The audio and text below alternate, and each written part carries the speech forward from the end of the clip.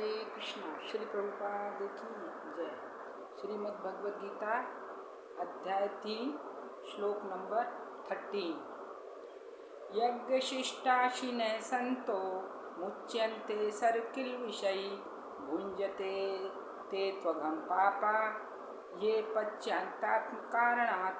भगवान के भक्त सभी प्रकार के पापों से मुक्त हो जाते हैं क्योंकि वे यज्ञ में अर्पित किए भोजन प्रसाद को खाते हैं। अन्य लोग जो अपने इंद्रिय सुख के लिए भोजन बनाते हैं वे निश्चित रूप से पाप खाते हैं। अब इस श्लोक में बता रहे हैं कि हमें जो कुछ भी हम खाते हैं, जो कुछ भी हम ग्रहण करते हैं, हमें पहले भगवान को अर्पित करके भगवान को भोग लगाकर तब खाना चाहिए।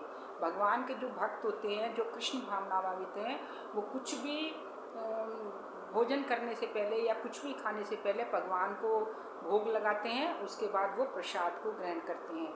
इससे क्या होता है कि जब हम प्रसाद को खाते हैं तो उससे हमारी आत्मशुद्धि होती है, हमारे शरीर को अच्छी तरह से हष्ट पुष्ट रहता है, हमारी चेतना शुद्ध होती है क्योंकि प्रसाद में भगवान की कृपा रहती है। और जब भगवान की कृपा के साथ में हम भगवान के उच्छिष्ट को खाते हैं तो हमारा शरीर जो है रोग से भी मुक्त हो जाता है।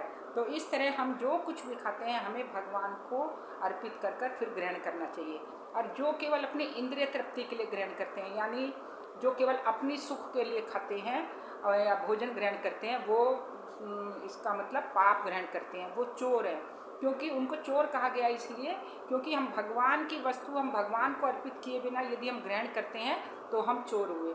तो इस तरह से जो पापी है, चोर है, वो किस तरह से सुखी रह सकता है? क्योंकि वो केवल अपनी इंद्रिय तृप्ति के लिए कर रहा है। जो कुछ भी वो धन कमा रहा है, जो कुछ भी परिश्रम कर रहा है, केवल अपने सुख के लिए कर रहा है। तो इस तरह से वो जीव जो है कभी भी सुखी नहीं रह सकता।